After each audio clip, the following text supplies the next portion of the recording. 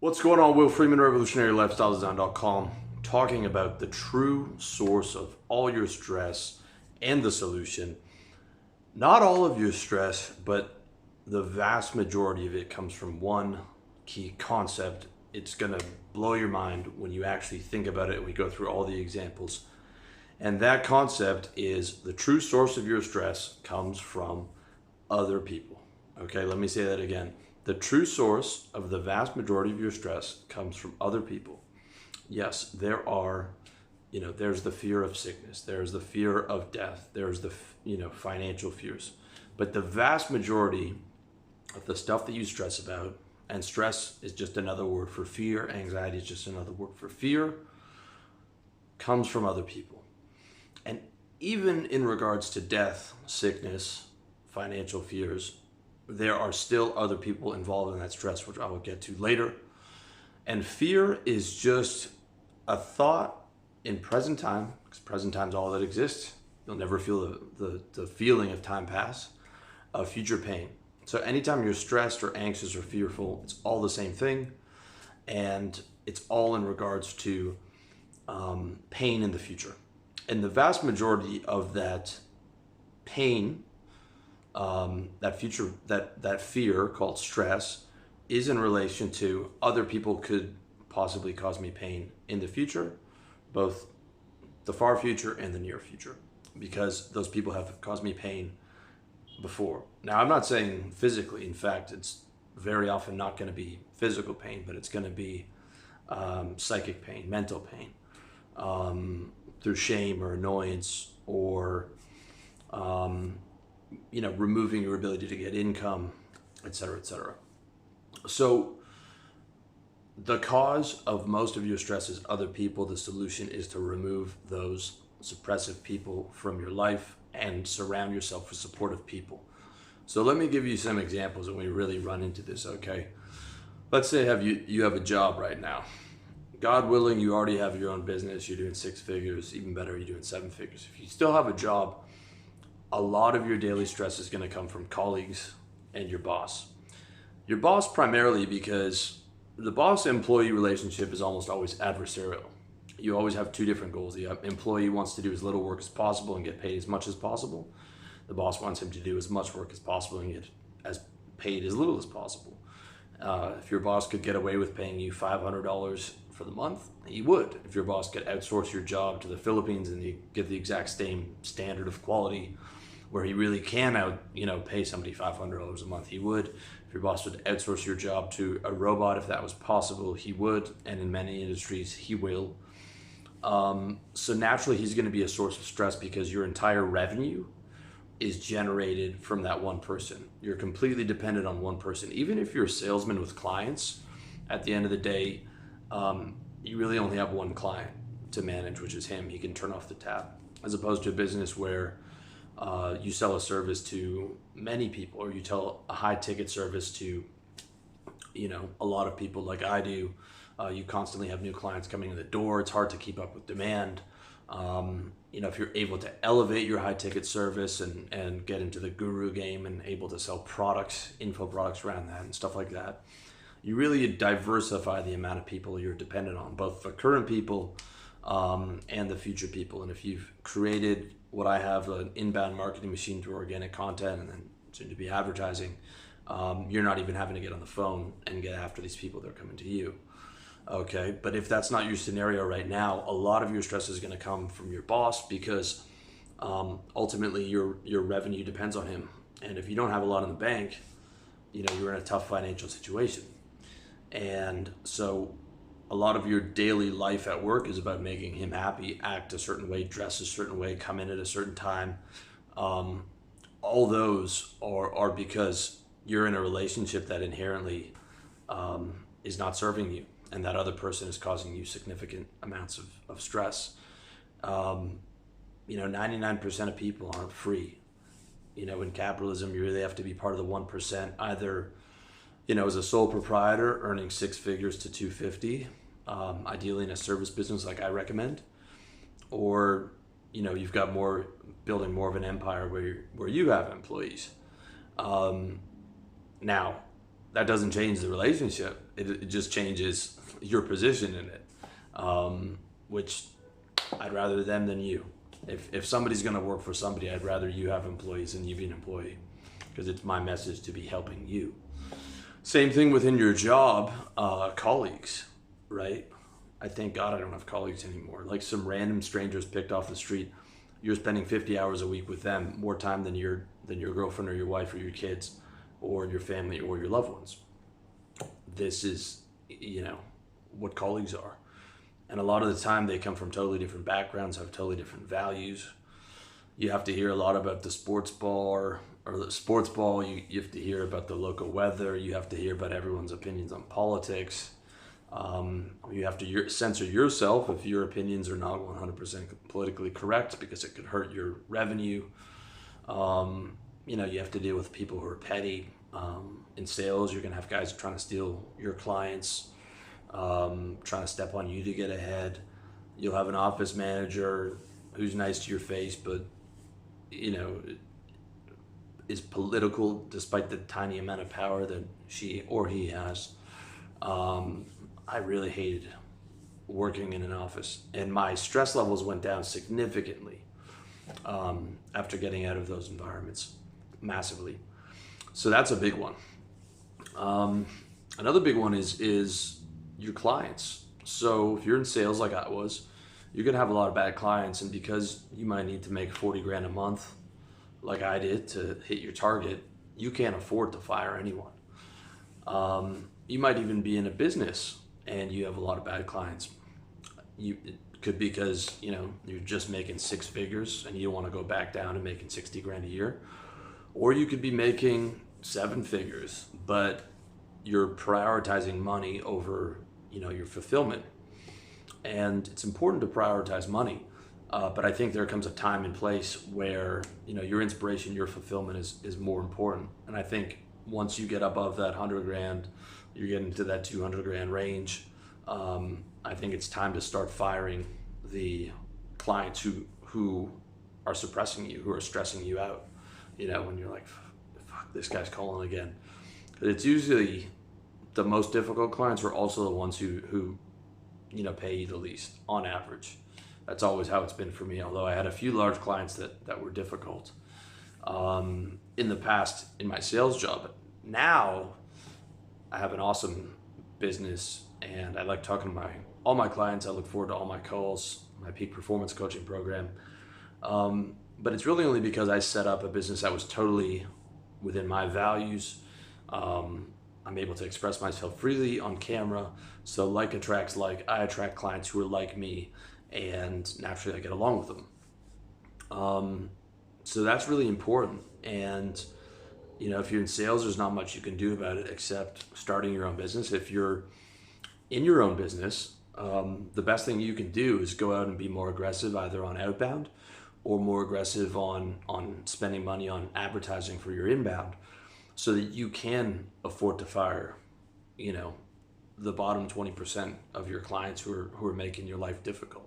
You don't have to do it right away, and a lot of times that's not smart. You put up with them until you can get your income up. But ultimately, if you've got a proper sales funnel and you're continuing to grow every year, because if a business isn't growing, it's dying, then you're going to be able to afford to replace those clients. And often that is an extra motivation to go out and get more clients. Because sometimes it can be difficult to be inspired to go get more money if you're struggling. But if you're saying, hey, 2 to 3 months from now, I don't have to deal with these guys anymore, that gives you a bit of extra oomph to go out and get some new clients. Another big area is, your wife or your girlfriend. Like, if your wife or your girlfriend is a major source of stress, got to tell you, man, probably in a toxic relationship, and that relationship should end. The sooner the better. Okay. Yes, there will be some drama to a degree in every relationship, but you'd be shocked how having the right person or right women in your life, how little drama you can have. And I'll give you an example. Are you looking forward to seeing that person, or do you not want to see them, the bulk of the week? Like,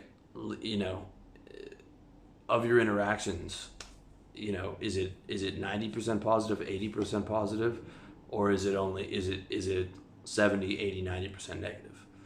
Like, you should be looking forward to see that person the vast majority of the time, because otherwise you better be getting paid for that relationship. You better be getting paid to stack up money to get yourself out of survival into thrival, to where you don't have to have negative people in your life. That's one of the beautiful things that money does for you, is it provides a way out of having to deal, with people that you don't want to deal with. So if you're in a relationship for free, a girlfriend or a friendship relationship, and it's primarily negative and that person's primarily a source of stress, recognize what that is. They're stressing you out because they've caused you a predominant amount of pain in the past, and you're afraid that they're going to cause you a predominant amount of pain in the future. And more likely than not, you're in a toxic relationship. And I'm not saying that it's the other person's fault entirely. It might be partially your fault. But either way, you guys aren't meshing well together. Now, there's tactics you can do, and ways to recharge that relationship. Carezza is one of them. Active listening more is another one. But a lot of the time, once it's gotten to that toxic stage for long enough, it might be difficult to salvage. And when there's an abundance of other women out there, it's probably best that you end that relationship. Same thing with friendships. One thing you'll notice, and I noticed this with a lot of my clients, some of my clients are multimillionaires in their 40s, some of them are younger guys in their 20s. Especially with the younger guys, I've noticed that as they start to elevate themselves, they're getting real serious about the gym, the diet, building their business.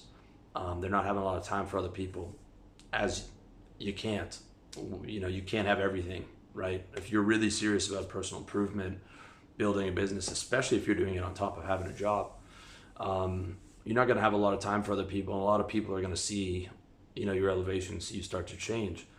And for these young guys especially, their friends aren't liking it. Their friends are trying to cut them down. They're telling them the business won't work. What are you doing? Stick to that job. Because ultimately they're jealous. They're seeing, hey, I was more popular than this guy in high school. I was more popular than this guy in university. Now I'm starting to see what life was about. I'm flattening out into mediocrity. I peaked at 18, or I peaked at 19 or 20 or 21. And this guy's pulling ahead of me, and I don't like it. I'm trying to pull him back down. And you'd be surprised how often that happens. If you haven't had to cut a few friends off, you probably should. You can probably think about it right now. If you haven't cut off a bunch of people, there's probably 2 or 3 guys that are holding you back right now. Or even worse, and this is something I've noticed with almost all my clients, is what I call the imaginary audience. So you might not have even hung out with these guys. Maybe you're 27, maybe you're 33, right? In 10 years, but maybe you weren't the most popular person in high school or university. And there were some alpha males who outranked you. And they got more girls than you in high school, or they got more girls than you in university. They were more popular. And you learned, like, hey, if you stuck your neck up, you were going to get slapped down. This is what I've noticed with a lot of guys who are, quote, introverted. And you guys know I don't believe too much in introversion versus extroversion. I just believe people who tend towards more introversion have been smacked down more often, either by their parents or by, the people they grew up with when they tried to, assert themselves and become more open and more sociable. So a lot of people are still being held back by the imaginary audience in their head. What would that dipshit from high school think about what I was doing right now? If I blasted my face all over social media for my real estate business or my, personal training business or whatever the deal is. And who am I to be doing this? I'm trying to raise too far above what my natural station is. And so even though they're not seeing these guys anymore, or maybe it's an ex-business partner, who used to be the top dog and you were his right-hand man, and he's holding you back in your head. But you're ultimately, everyone has an imaginary audience, right? But ultimately, you might only see these guys once a quarter, once a year. You haven't seen them in 10 years, but they're still within your imaginary audience, holding you back with shame. Like, shame if I really got aggressive with this, or shame if, hey, maybe I want to date a few girls at once, and you're shamed by what these people will think. And the same thing applies to family. Family's a big one. For some people, they have really positive environments and supportive environments with their family. Some people have the total opposite. The vast majority of clients that I've worked with had families that weren't particularly supportive. I'm lucky to have a supportive family. My mom supports what I do. Especially now after I cleaned up a lot of the site. But a lot of guys don't have that. So, especially if you're from a traditional background, I've had clients who are of North American, but they're of Indian and Asian ethnicity, and that's been a big struggle for those guys. Is their parents wanted them to be doctor or a lawyer, and in most cases with my clients it was like doctor. You can't even go get an MBA or something. That's going to cause a problem. So naturally, when you're raised in that kind of environment and there's so much shame attached to not doing what your parents want, it makes it very difficult for you to follow your own inspiration and live your life. But the reality is which one do you want more? Do you want to live for other people's social idealisms, or do you want to live for what truly inspires you? And if you truly want to live for what inspires you, and you don't want to sacrifice your happiness to avoid some shame, like so many people do, then you have to make those choices and be willing to have those conversations. Now, I'm not going to tell you if you used to watch Stefan Molyneux, he was always telling people to defoo from their family, which means no contact. Obviously, if you had some crazy traumatic childhood of a lot of abuse, I think that's the right move. But I think for most people, people with normal-ish childhoods who had, some difficulties with the family, I think, and I'm not a guilt or shame guy, but I think there's an obligation to a degree to your parents, especially your mom. She created you. You came out of her body at great cost to her. Can't repay that. It would be hard for me,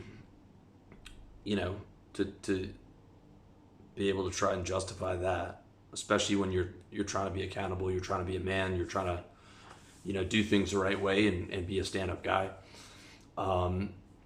So I think you do have a responsibility to your parents, but it certainly could be a situation where you could have less contact, and you could have more conversations where you stand up for yourself despite the cost, knowing that, hey, I'm not willing to live a life of unfulfillment.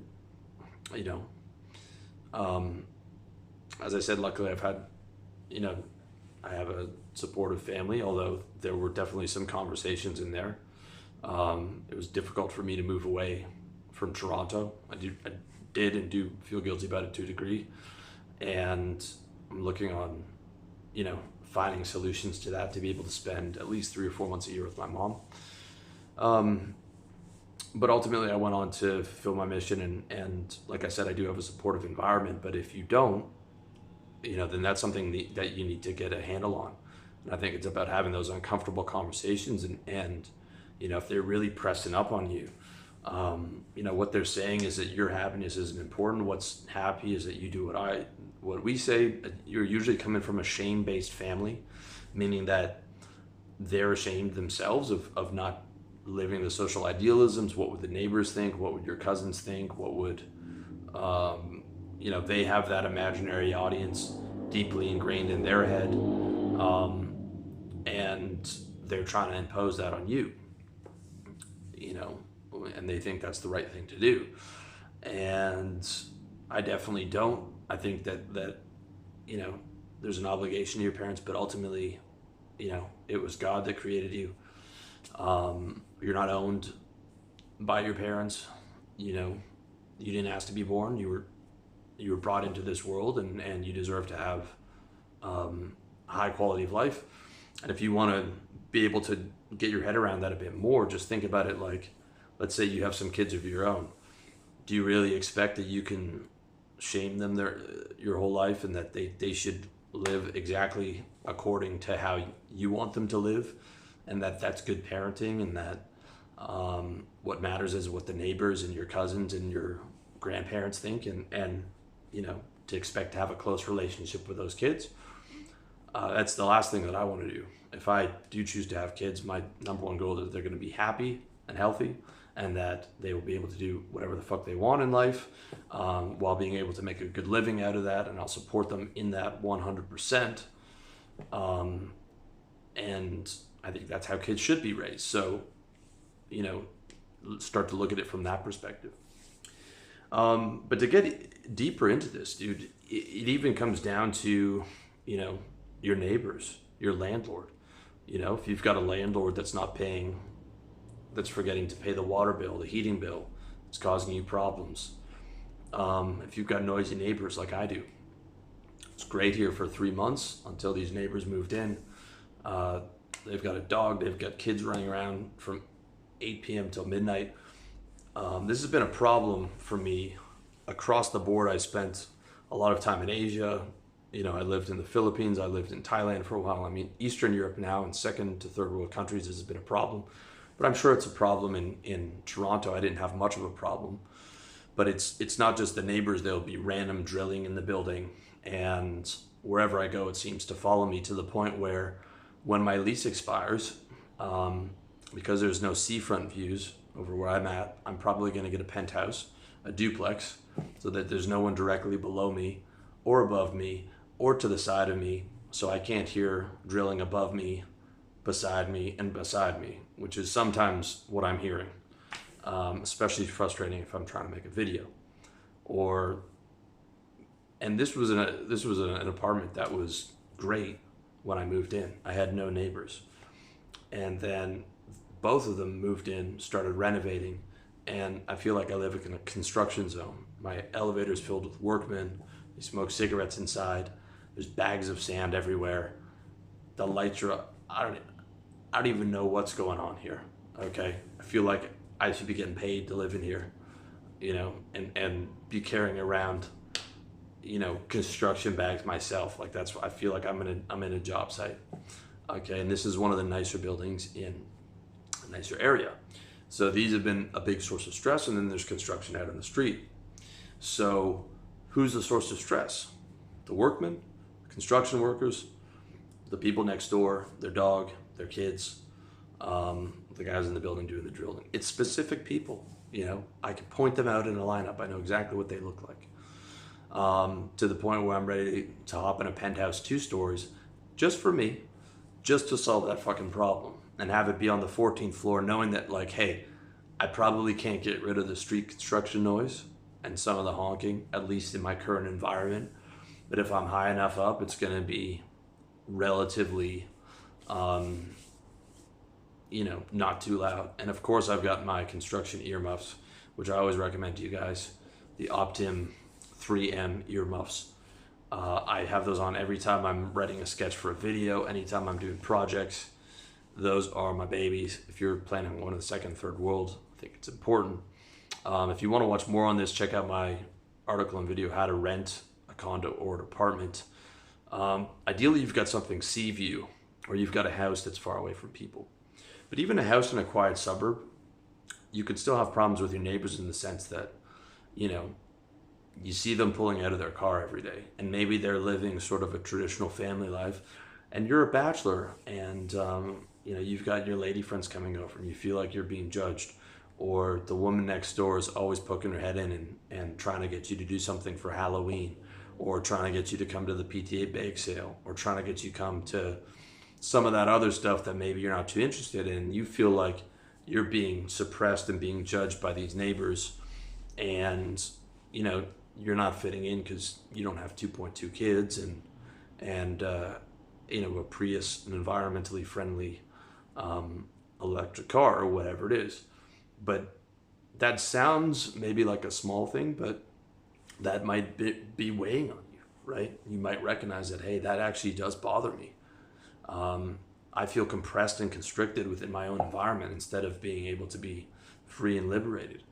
And even though those people aren't around me a lot, you know, because they're in such close proximity, that they're staying with me in my imaginary audience. Okay. Same goes for a bad neighborhood. If you're a guy in a lower economic income neighborhood, now you've got real problems, and these are with specific people. You know, the guys that you see on the street corners, you know, smoking weed and doing pull-ups on the light pole. Like, you've got problems with those specific people, and those are a real source of stress. And again, the best thing you can do is just get yourself into like a working class neighborhood at not much more expense, and getting away from these potential people, these trouble sources that could cause you violence. Even down to like where you're going to the gym, is it a positive environment, with lots of nice looking ladies and a friendly staff? Or, is it kind of a rundown place with a bunch of meatheads? They're unfriendly to you. The etiquette's bad. They're dropping weights. They're trying to interrupt your set. There's gyms like that. Just to where like it's that less inspirational for you to go to workout. Or another one. Okay, delivery drivers and cab drivers. One thing I've noticed about living in second and third world countries is cab drivers can't read maps. It's difficult for them to find your place. They'll call you up. They're speaking in a different language, which is natural, but you can't expect everyone to learn English, although it would make sense if you're a cab driver. But, the only place that you can get guaranteed delivery, as well as, the food delivery, which if you're like me, you live on food delivery because you hate cooking, and being able to call a cab and have them come to the right places. If you live in one of the modern buildings that's on Google Maps, it's a big landmark, especially true in Thailand and Eastern Europe and stuff like that. It'll be a big condo building. It's not that much more expensive. You're going to get better management, and all the drivers will be able to find it. So again, it's about people. The drivers will no longer be a source of stress. It'll probably be a service department, so the cleaners won't be a source of stress coming in. The concierge will be good. There won't be as much drilling, especially if you get the penthouse or if you get a sea view corner unit type of place. These might sound like first world problems in the second and third world, and maybe they are, but hey, if you work from home, and your home's your office, you want that environment to be as supportive as possible. Okay. And these are ultimately worthwhile goals, but again, we're talking about specific people. And another one is business partners. I had a client of mine, he was in a business, $75 million a year in revenue, but terrible relationship with his partner. His partner was violating all kinds of rules, was ineffective, was costing the company money, really just a major trouble source.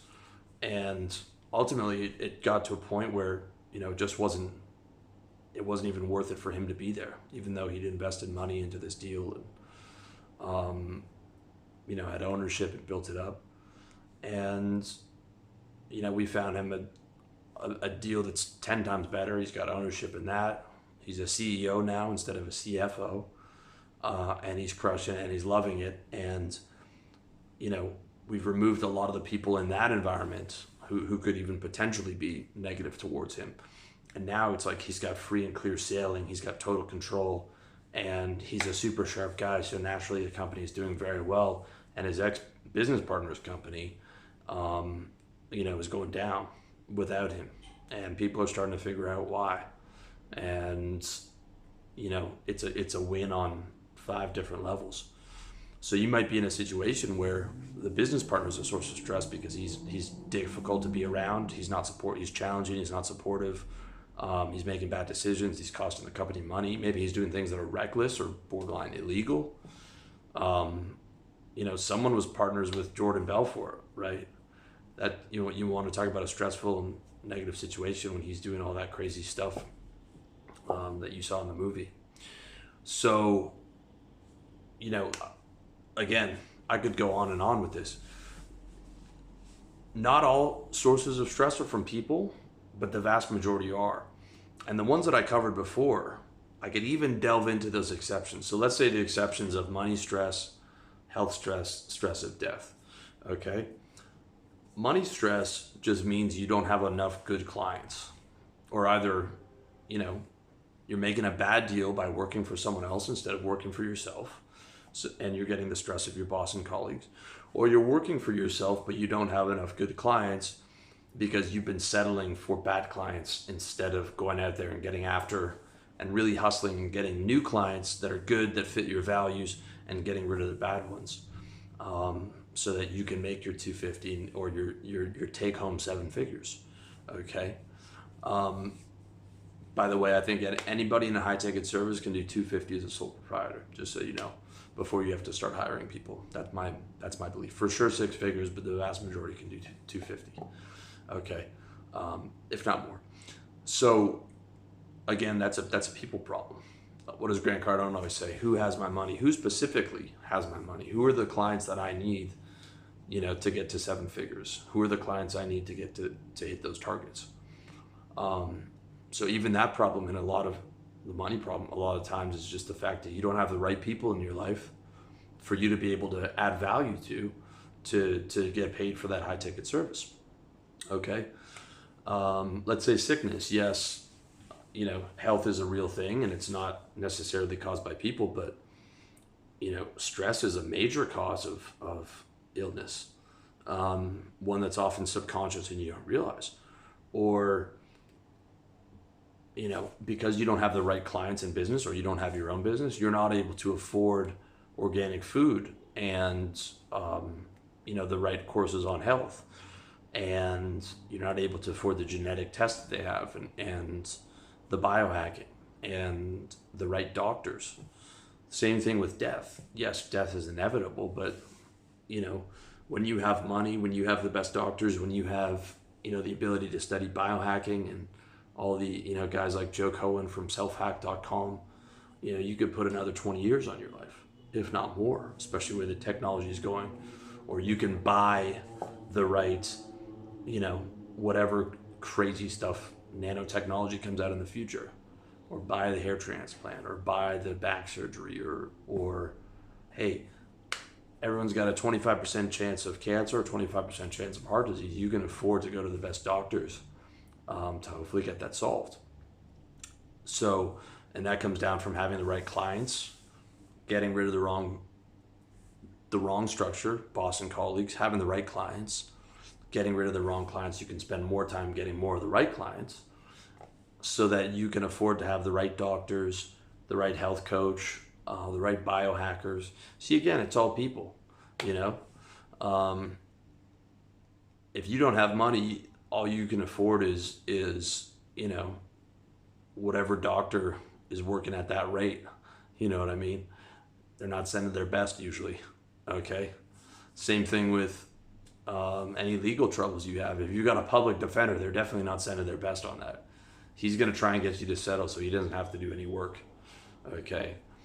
As opposed to when you do have money, because you have the right clients, you can get the right lawyer and significantly reduce your legal stress. Or you go back in time and you didn't involve yourself with the person who's suing you in the first fucking place, because that person was a trouble source and is trying to suppress you. Okay? It's all people. Almost, not always, but in so many cases, the source of stress is people. So you've got to be vigilant about protecting your circle, getting rid of the wrong people, being able to spot the wrong people in advance, and being able to do so without hesitation or reservation, because your happiness is the most important thing. As long as you're not hurting other people, you're living ethically, you deserve, and it's your duty, your obligation to live a happy and inspirational life as possible. Okay? And if you want help with that, if you want some of the courage and some of the strategies and structures to be able to get the wrong people out of your life, feel free to look into my peak performance coaching program, revolutionarylifestylezone.com/coaching. If you think that's for you and you want some help with some of this stuff, I'd love to have you in the coaching. If not, make sure to subscribe on YouTube, get the notifications as well. Much love to you. Thank you so much for watching.